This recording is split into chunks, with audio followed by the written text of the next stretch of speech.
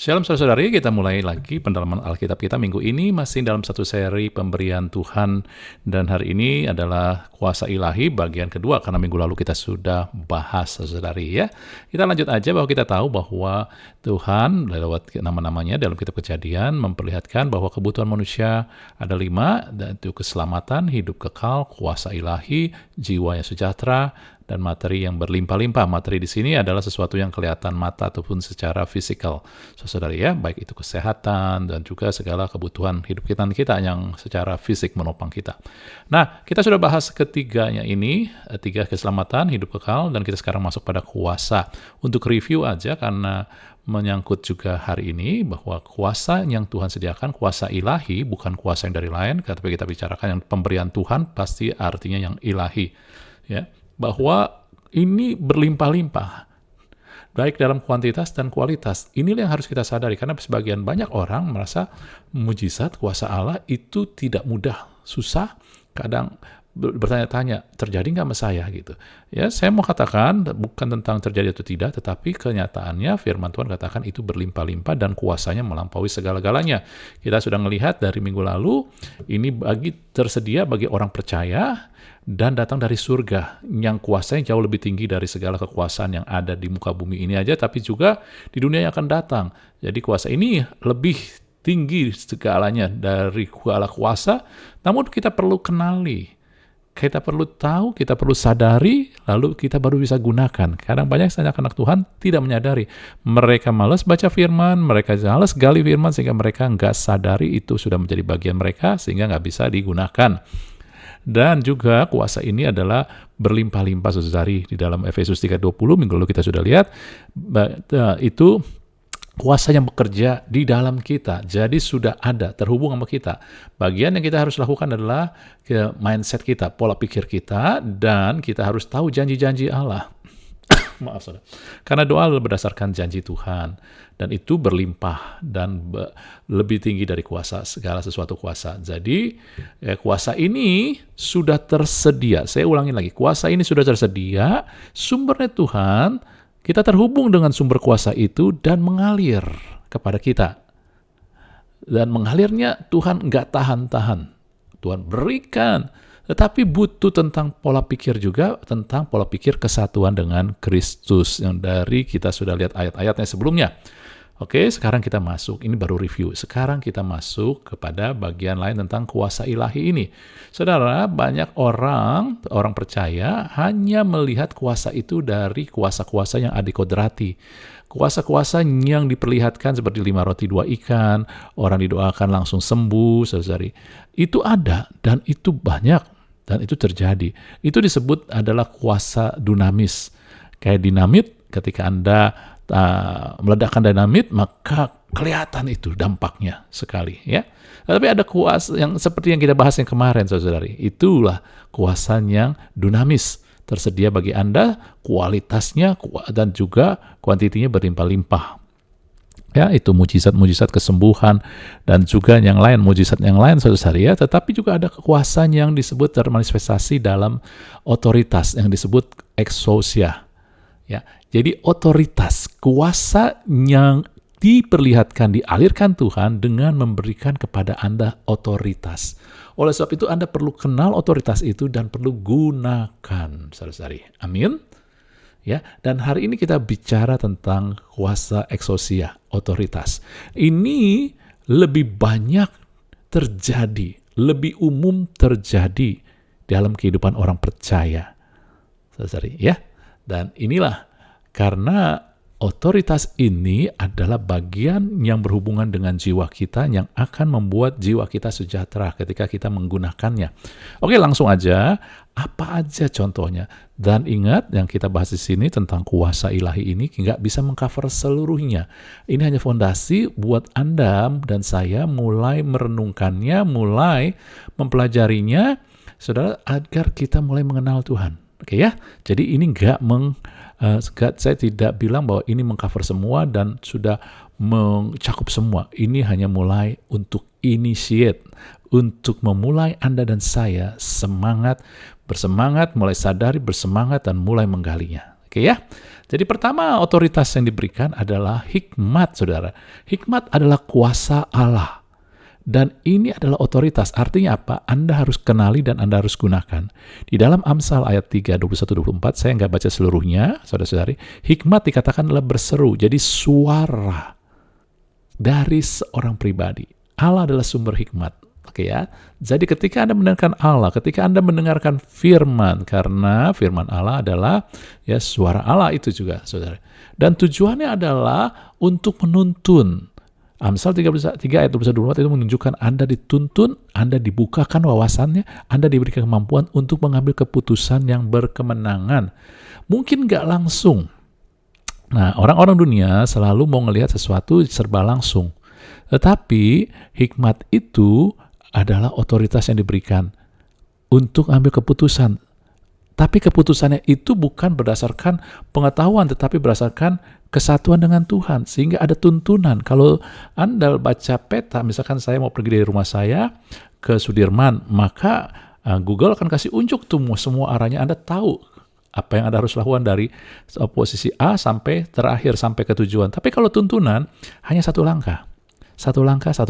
Maju ke kiri, 5 langkah. Lalu kemudian kalau udah sampai, dapat tuntunan lagi. Nah, itu dia. Jadi Anda harus terhubung. Dan itulah hikmat. Hikmat bukan pengetahuan. Hikmat, dikatakan permulaan hikmat ialah takut akan Tuhan. Hikmat adalah Anda mau memakai cara-cara Tuhan. Karena sumber hikmat adalah Tuhan. Amsal 2 ayat 6 kata itu. Jadi hikmat itu milik Tuhan, bukan kita. Sehingga nggak perlu kadang-kadang kita nggak perlu serba tahu, tapi kita perlu terhubung sama Tuhan. Dan dengan kata lain, Yakobus sendiri berkata, kalau kita kurang hikmat, minta. Artinya kita minta kepada pemiliknya, yaitu Yesus, Tuhan, Allah sendiri. Dan kita bicara hikmat ilahi, bukan hikmat dunia. Ya, Tuhan memberikan hikmat. Dan hikmat dari Tuhan itu beda dengan dunia. Yakobus 3 ayat 17 mengatakan bahwa hikmat yang dari atas itu murni, pendamai, peramah, penurut, penuh belas kasihan, buah-buah yang baik dan tidak memihak dan tidak munafik. Dan saya katakan, kalau hikmat Allah selalu memancarkan kasih. Jadi kita tahu ini hikmat Allah atau bukan, ini kita ngeliat aja, memancarkan kasih enggak. Kalau hikmat dari dunia lebih fokus pada dunia, pada diri kita, ya. Tapi kalau dari Allah memancarkan kasih, saudari. Dan saya melihat ada satu hal yang kadang jadi suatu yang setback di kehidupan orang percaya. Mereka nggak sadar bahwa karena mereka memiliki masalah karena nggak menghargai hikmat. Amsal 8, hikmat lebih berharga dari permata. Jadi banyak orang percaya sering mengalami masalah dan tekanan karena lebih menghargai atau lebih memilih hikmat dunia, cara dunia. Yang di dalam 1 Yohanes katakan, ya, dunia itu ya sedang turun dengan keinginan dagingnya, keinginan mata dan keangkuhan hidup. Jadi banyak orang percaya mengambil keputusan berdasarkan emosi, kesombongan, keegoan, dan juga kedagingan sehingga daripada hikmat Allah, sehingga akhirnya kita ada di dalam masalah. Kita tidak melihat kuasa Tuhan karena kita tidak memilih hikmat Allah. Tapi kita lebih didorong pada hikmat dunia. Contohnya hikmat Allah berkata, cukupkanlah dirimu dengan apa yang ada padamu. Tapi sekarang dunia penuh dengan rasa sombongnya, keinginan mata. Kita mau misalkan pakai barang-barang berbranded, saudari. Sehingga akhirnya tidak sesuai dengan budget kita. Tapi karena kita lebih memilih apa yang dunia sampaikan, katakan kalau pakai branded ini adalah nilai kamu kayak begini, nilai kamu jadi naik, orang akan hargai kamu. Nah, kita ikutin tuntutan dunia sehingga kita pilih itu, akhirnya kita bermasalah dengan finansial kita. Sedangkan Tuhan suruh hikmat ilahi bersuruh kita untuk mencukupkan dengan apa yang ada pada kita. Karena nilai kita, harga kita menurut Allah tidak ditentukan dengan apa yang kita pakai, tetapi harga yang telah Tuhan bayar kepada kita, saudara. Amin ya. Anda renungkan itu. Ya, saya akan singgung sekilas karena ini tidak semua, ini hanya beberapa contoh. Kemudian ada lagi otoritas yang diberikan dalam berupa damai sejahtera. Firman Tuhan dalam Roma 16 ayat 20, Allah sumber damai sejahtera. Damai sejahtera adalah kuasa Tuhan. Yesuslah, Allah lah sumbernya. Dikatakan Allah sumber damai sejahtera akan menghancurkan iblis di bawah kakimu. Saudara, di bawah kaki kita, iblis hancur. Jadi kita yang diberi kuasanya ketika kita dialirkan sumber damai sejahtera oleh sumber damai sejahtera Allah itu. Jadi damai sejahtera adalah kuasanya menghancurkan iblis, saudara-saudari. Amin saya. Nah, itu kadang nggak langsung. Ketika kita memakai damai sejahtera, kadang masalah, tekanan, cobaan itu kadang belum langsung beres. Tetapi ketika kita terus mengenakan damai sejahtera, dipenuhi damai sejahtera, maka iblis akan hancur di bawah kaki kita. Allah bilang di bawah kaki kita karena itu sudah diberikan kepada kita otoritas itu. Kita yang harus gunakan, saudara-saudari. Digunakan. Maka gunakan damai sejahtera, iblis akan kalah. Masalahnya, bagaimana kita cara dapat damai sejahtera? Dan ini saya nggak bahas tentang damai sejahtera, karena pembahasan yang lebih luas harus disampaikan ini, lebih detail. Tetapi untuk mendapatkan damai sejahtera secara garis besar, Galatia 14 ayat 16 dikatakan, di sini saya lanjut ayat 16, semua orang yang memberi dirinya dipimpin oleh patokan ini, turunlah kiranya damai sejahtera. Jadi damai sejahtera kita terima turun atas kita ketika kita dipimpin oleh patokan ini. Patokannya apa? Ini saya kasih garis merah. Yaitu salib karya Yesus, yaitu karya salib Yesus Kristus Tuhan kita. Di mana kita telah disalibkan. Manusia lama kita sudah mati dan sekarang kita jadi bangkit hidup bersama Yesus dalam kuasa kebangkitan sebagai manusia baru, saudara-saudari. Ya. Jadi, Anda ngelihat damai sejahtera bukan dimulai di jiwa, perasaan. Karena banyak sekali orang percaya bilang, aku gak damai nih, ambil keputusan ini. Patokannya apa? Gak damai, saya tanya. Perasaan. Saudara, perasaan Alkitab bilang deceitful, menipu, sering menipu. Bukan selalu ya, sering menipu. Jangan izinkan perasaan yang menuntun memimpin keputusan kita. Ya. Tetapi perasaan itu bisa kita jadikan seperti kalau di dalam kapal nih ya, kapal laut, itu tiang layar. Jadi kalau zaman dulu kapal lautnya adalah pakai tiang layar, belum pakai motor, mesin, maka tiang layar ini diarahkan sesuai dengan arah angin, saudara-saudara, sehingga dia bisa mendorong kapal itu lebih cepat sampai. Perasaan harus diarahkan dengan kegerakan Allah, sehingga gerakan Allah semakin efektif, saudara-saudari. Jadi perasaan harus ngikut, bukan dimulai dengan perasaan, tetapi dimulai damai sejahtera dimulai dengan melihat karya Yesus, di mana kita menyadari kita satu dengan Tuhan di dalam kuasa kebangkitan. Karena manusia lama kita, manusia dosa kita sudah disalibkan bersama Yesus, mati bersama Yesus. Sekarang kita hidup. Karena Yesus hidup, kita hidup dibangkitkan bersama Dia. Ketika Yesus hidup, maka Dia bukan lagi dengan manusia lamanya, tetapi dengan manusia baru. Dengan kuasa-kuasa yang adikodrati, dengan keinginan-keinginan yang ilahi, saudari. Dan itulah kita. Perasaan kita belum tentu sama. Oleh sebab itu, jangan pakai perasaan. Ya, perasaan kita kadang-kadang kita masing suka pada hal-hal yang daging, tetapi jangan pakai perasaan, kalau nggak kita akan ikutin. Kita mulai lihat, aku ini manusia roh, kesukaanku adalah hal-hal yang dari roh. Ya, nanti itu perasaanku, jiwa aku harus ngikutin itu. Maka manusia roh itu akan efektif. Kemudian ketika Anda mulai mengambil keputusan kasih, ya, maka otoritas ilahi itu yang eksosia akan terpancar, akan efektif. 1 Korintus 13 ayat 8b katakan kasih itu nggak pernah gagal. Artinya kata asli gagal itu adalah ekpipto, yang artinya nggak efektif. Jadi ketika Anda ambil keputusan dengan motivasi kasih, maka keputusan Anda pasti akan efektif. Karena kasih tidak pernah tidak efektif. Dan saya suka terjemahan TPT tentang kasih ini karena ini aplikatif. Kasih di dalam TPT ayat 1 Korintus 13 ayat 47 katakan kasih itu besar, luar biasa sabar, kasih itu lembut dan terus-menerus berbuat baik, berbaik hati kepada semua orang, tidak cemburu, ketika berkat datang kepada orang lain. Tidak menyombongkan tentang prestasi yang dicapai dan juga tidak menonjolkan dirinya sendiri adalah penting. Tidak membuat malu dan merendahkan orang lain. Juga tidak egois kan mencari penghormatan bagi diri sendiri.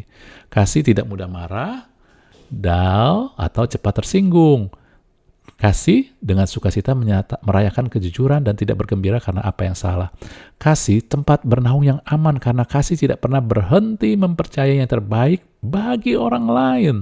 Kasih tidak pernah menganggap kegagalan sebagai kekalahan karena kasih tidak akan pernah menyerah. Saudara lihat, ini aplikatif sekali. Ya, jadi kita bisa jelas, oh inilah yang harus saya pilih. Bukan yang harus saya rasakan. Kadang yang kita rasakan, aduh kok dia dapat berkat, saya masih tertahan. Secara perasaan mungkin kita, aduh kenapa kita sempat ya mungkin agak tertekan, tetapi kita nggak cemburu ketika orang diberkati, saudara-saudari. Ya, jadi Anda ngelihat dari manifestasi kasih di sini lebih banyak berhubungan dengan mengalirkan buat orang lain, saudara-saudari. Kalau buat diri sendiri adalah untuk mengontrol, nggak sombong, nggak menganggap diri lebih penting, saudari. Ya, tapi ini dia. Dan di contoh, kasih adalah tempat bernaung yang aman karena kasih tidak pernah berhenti mempercayai orang yang terbaik bagi orang lain. Ada begini, mungkin ada orang-orang di sekitar sekeliling Anda yang gagal lagi, tetapi ketika dia menemui Anda, dia merasa aman. Kenapa? Karena tetap diperlakukan bahwa Anda tetap percaya bahwa orang ini tetap bisa menjadi yang baik. Gitu ya, jadi Anda jadi tempat yang aman. Itulah kasih, saudara. Jadi kasih adalah kuasa otoritas yang Tuhan berikan untuk Anda dan saya berkemenangan. Otoritas, saudara. Artinya Anda mau gunakan atau tidak. Itu pilihan Anda dan saya. Kalau kita gunakan, kita nggak bisa gunakan sendiri karena kita harus bersama dengan Roh Kudus. Supaya kita bisa merespon dengan respon kasih. Saudara, ini nggak mudah secara jiwa untuk tetap misalkan tidak mudah marah, cepat tersinggung, tetapi ketika Anda dan saya sadari bersama Roh Kudus kita lakukan, maka kita bisa. Karena Roh Kuduslah yang akan memimpin kita dan menyadarkan kita DNA kita. Saudara, hari-hari ini banyak orang fokusnya pada siapa diri dia, bukan di dalam Kristus. Misalnya, saya ini pemarah, saya ini cepat tersinggung. Saudara, mungkin faktanya Anda cepat marah atau tersinggung, tetapi ketika Anda telah dibangkitkan bersama Kristus, maka kuasa Roh Kudus itu sudah memberikan DNA kepada kita untuk menjadi orang yang tidak mudah marah dan cepat tersinggung. Ketika Anda menyadari itu, terus sadari itu lebih daripada Anda menyadari kelemahan kita secara daging, maka lama-lama itu akan mengubahkan kita. Roh Kudus akan mudah mengalirkan kuasa untuk Anda itu nggak cepat marah dan tidak cepat tersinggung. Akhirnya terbentuklah karakter itu, saudara. Amin ya. Jadi ketika Anda bereaksi dengan respon kasih, Anda sedang memakai otoritas yang Tuhan berikan untuk hidup berkemenangan. Yang kemudian adalah dipimpin oleh Roh. Firman Tuhan dalam Roma 8, semua orang yang dipimpin Roh Allah adalah anak Allah. Anda adalah anak Allah oleh karya Yesus, bukan oleh perbuatan kita. Karena banyak orang begini, kamu hidupnya kok nggak dipimpin sama Roh Tuhan ya? Kamu bukan anak Allah kali. Pernyataan itu salah. Kenapa? Kita jadi anak Allah karena percaya iman kepada korban salib Yesus. Barang siapa percaya padanya akan diberinya kuasa untuk menjadi anak-anak Allah. Itu dia. Karena kita anak Allah, maka kita ada Roh Allah yang memimpin kita. Jadi setiap anak Allah, setiap Anda yang percaya pada Tuhan Yesus, ada Roh Allah yang memimpin kita. Masalahnya kita dengar apa enggak? Ya, tujuannya adalah Galatia 5:16, kita tidak menuruti keinginan daging. Jadi kehidupan yang dipimpin Roh akan memiliki otoritas untuk melawan daging, saudari. Sehingga dan juga ketika Anda dipimpin oleh Roh, maka Anda berbuah Roh. Yaitu Anda sudah tahu Galatia 5 ayat 23.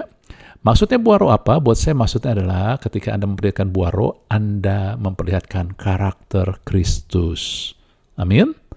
Jadi inilah beberapa otoritas yang Tuhan berikan. Masih ada lagi beberapa, tetapi Anda renungkan bersama Roh Kudus. Ini juga Anda renungkan. Tujuannya untuk bukan buat pengetahuan, tetapi tujuannya adalah Anda lihat bagian otoritas mana yang kita atau Anda belum kenali, belum gunakan. Minta Roh Kudus tuntun.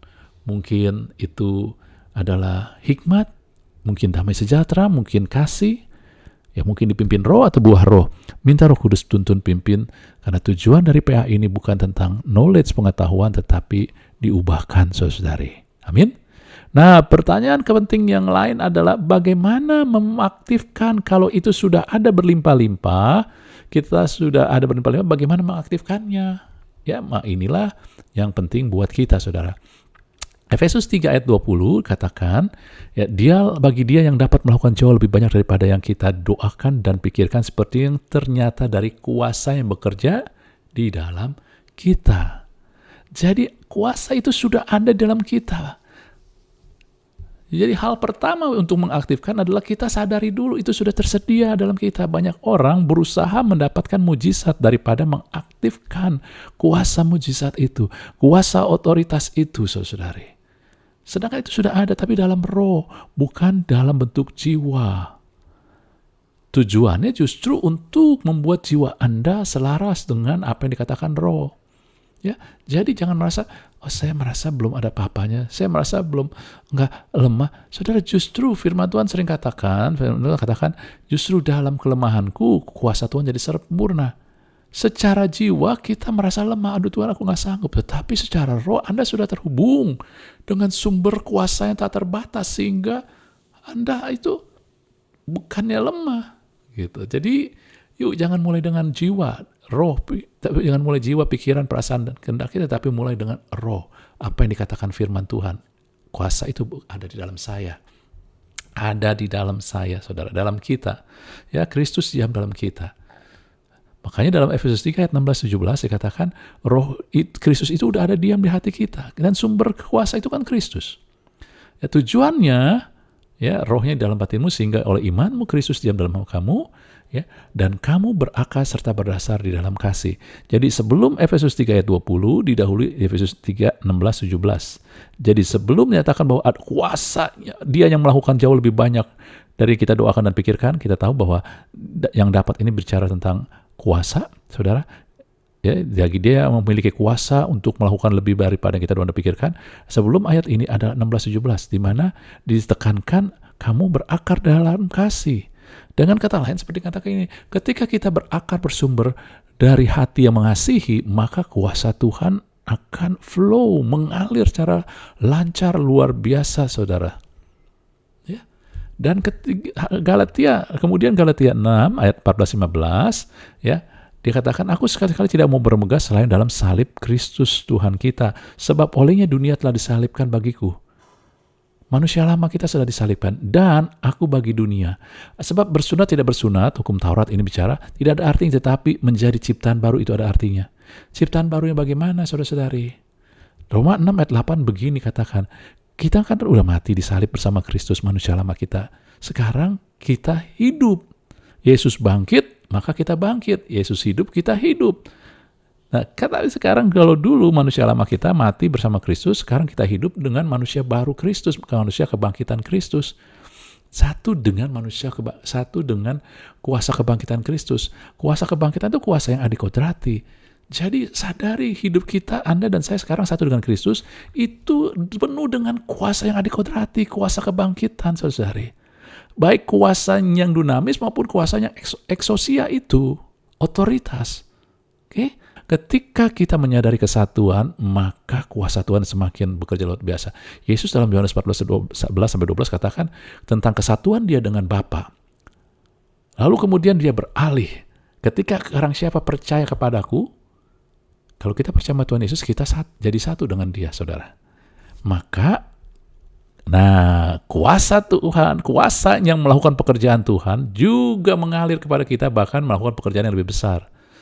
Ketika Anda dan saya menyadari kita satu dengan Kristus, maka kuasa kebangkitan itu akan mengalir, karena itu terhubung kepada Yesus yang sekarang memiliki otoritas di bumi dan di surga, dan mengalir kepada Anda. Tuhan gak pernah tahan-tahan, Tuhan selalu menyediakan berlimpah-limpah, saudara-saudari. Ya, maka Anda bisa melakukan, bukan kita, tetapi kuasa itu yang mengalir melalui kita. Terakhir, ya, ini saya katakan kesatuan dengan Kristus membuat kita mampu melakukan hal-hal yang besar.